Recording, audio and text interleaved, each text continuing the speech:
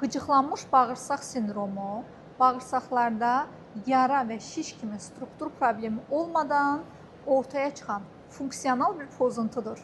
Bu xəstəlikdə beyinlə bağırsaq arasında əlaqə pozulur. Stres, həyəcan, anksiyeta və depressiya bağırsağın hərəkətini və həssaslığını dəyişdirərək qarın ağrısı, köp, ishal, bəzən isə qəbizlik kimi əlamətlərə səbəb ola bilər. Ona görə qıcıqlanmış bağırsaq sindromu təkcə gastroenteroloji problem deyil, həm də sinir sistemi ilə sıx əlaqəli bir vəziyyətdir.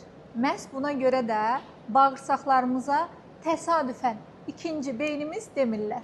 Çünki bağırsaqlar və beyin arasında güclü sinir əlaqəsi var. Beyin stres keçirəndə bağırsaq da ondan təsirlənir.